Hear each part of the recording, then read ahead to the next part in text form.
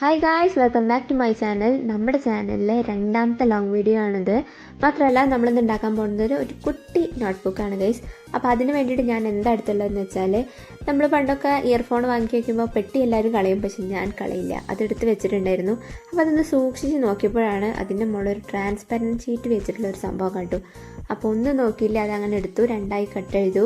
നമുക്ക് വേണ്ട ഭാഗം ഉണ്ടല്ലോ, അത് ട്രാൻസ്പെറൻറ്റ് ഷീറ്റുള്ള ഭാഗമല്ലേ, അത് വരുത്തക്ക രീതിയിൽ ഏകദേശം ഒരു ഷേപ്പിൽ, ഏകദേശം ഒരളവിൽ ഞാൻ കട്ട് ചെയ്തെടുത്തിട്ടുണ്ട്.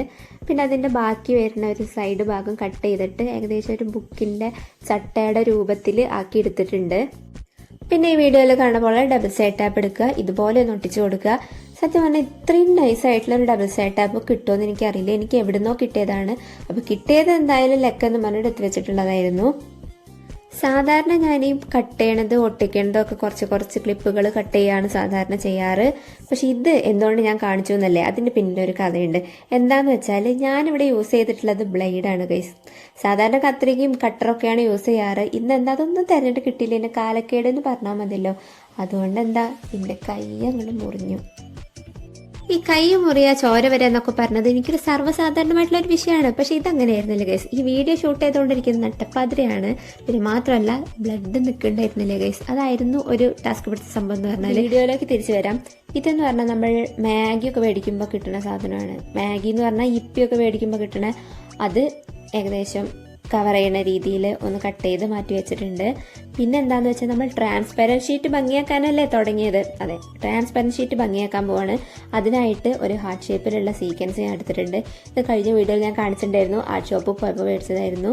അതൊന്ന് ഇട്ട് കൊടുത്തിട്ടുണ്ട്. പിന്നെ ഇതെന്ന് പറഞ്ഞാൽ, നമ്മൾ പഞ്ച് മെഷീനൊക്കെ യൂസ് ചെയ്യുമ്പോൾ ബാക്കി വരുന്ന വേസ്റ്റ് ഉണ്ടല്ലോ, അതുകൂടി എടുത്ത് വെച്ചിട്ടുണ്ടായിരുന്നു, അതുകൂടി ഇത്തിരി ഇട്ട് കൊടുത്തിട്ടുണ്ട്. പിന്നെ നിങ്ങൾ വിചാരിക്കും കൈയൊക്കെ മുറിഞ്ഞെന്ന് പറഞ്ഞിട്ട് ഒരു കുഴപ്പമില്ലാണ്ട് കുട്ടി ബാക്കി ചെയ്യണമെന്നല്ലോ ഒന്ന്. പക്ഷെ അതങ്ങനെയല്ല കേട്ടോ.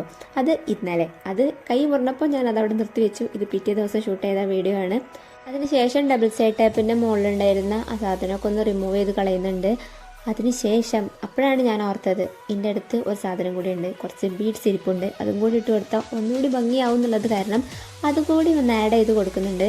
അതിനുശേഷം നമ്മൾ മാറ്റി വെച്ചിട്ടുള്ള ആ വൈറ്റ് പേപ്പർ ഉണ്ടല്ലോ, അത് വെച്ചിട്ടൊന്ന് കവർ ചെയ്യുന്നുണ്ട്.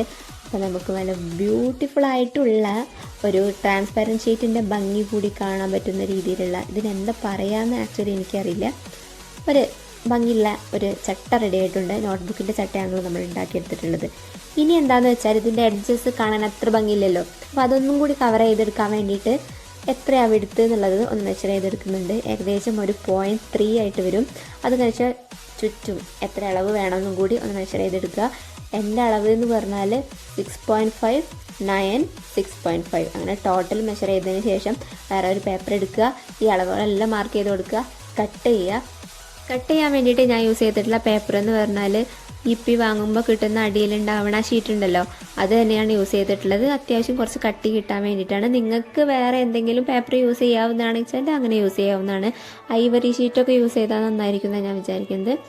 അങ്ങനെ ഞാനിത് ഒട്ടിക്കാൻ വേണ്ടിയിട്ട് യൂസ് ചെയ്തിട്ടുള്ളത് ഫെവിക്കോളാണ്. ഫെവിക്കോൾ ഒട്ടാൻ കുറച്ച് സമയം എടുക്കുന്നുണ്ടെങ്കിലും ഒട്ടിക്കഴിഞ്ഞാൽ അത്യാവശ്യം നല്ല രീതിയിൽ തന്നെ അവിടെ ഇരിക്കുന്നതാണ്.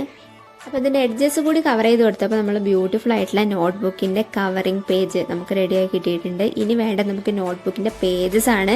നോട്ട്ബുക്ക് എങ്ങനെയാണ് ഉണ്ടാക്കുക എന്നുള്ളത് ഓൾറെഡി നമ്മുടെ ചാനലിൽ ഷോർട്സ് ആയിട്ട് പോസ്റ്റ് ചെയ്തിട്ടുണ്ട്, അതൊന്ന് കണ്ടു നോക്കുക. അതേ സെയിം മെത്തേഡ് തന്നെയാണ് നമ്മളിത് ചെയ്തെടുത്തിട്ടുള്ളത്. അങ്ങനെ പേജസ് ഓൾറെഡി ഞാൻ ചെയ്ത് വെച്ചിട്ടുണ്ടായിരുന്നു. ഇതൊന്നും വേണ്ട, ഇത് അതിലേക്ക് ഒന്ന് ഒട്ടിച്ച് കൊടുക്കുക മാത്രമേ വേണ്ടൂ. എന്താ ശ്രദ്ധിക്കേണ്ടതെന്ന് വെച്ചാൽ, നോട്ട്ബുക്ക് ഒട്ടിച്ച് കൊടുക്കുമ്പോൾ ബാക്ക് സൈഡ് മാത്രമല്ല, നമ്മുടെ ലാസ്റ്റത്തെ 2 പേജ് ഉണ്ടല്ലോ, ഫസ്റ്റിലെ ലാസ്റ്റത്തെ പേജിൻ്റെ ബാക്ക് സൈഡ് കൂടി നമ്മളൊന്ന് ഗമ്മ് തേച്ച് കൊടുത്തതിന് ശേഷം ഒന്ന് ഒട്ടിച്ച് കൊടുക്കുക. പിന്നെ എനിക്ക് എന്താ പറയാനുള്ളതെന്ന് വെച്ചാൽ, നമ്മൾ പശ തേച്ചതിന് ശേഷം അതിന് ഒട്ടാനുള്ളൊരു സമയം കൊടുക്കുക. അതിന് ശേഷം മാത്രം നമ്മൾ പേജസ് ഒക്കെ ഒന്ന് മറക്കുകയാണെന്നുണ്ടെങ്കിൽ ബുക്ക് നല്ല സ്ട്രോങ് ആയിട്ടിരിക്കും. അപ്പോൾ നമ്മൾ ബ്യൂട്ടിഫുൾ ആയിട്ടുള്ള ഒരു കുട്ടി നോട്ട്ബുക്ക് ഇവിടെ റെഡി ആയിട്ടുണ്ട്.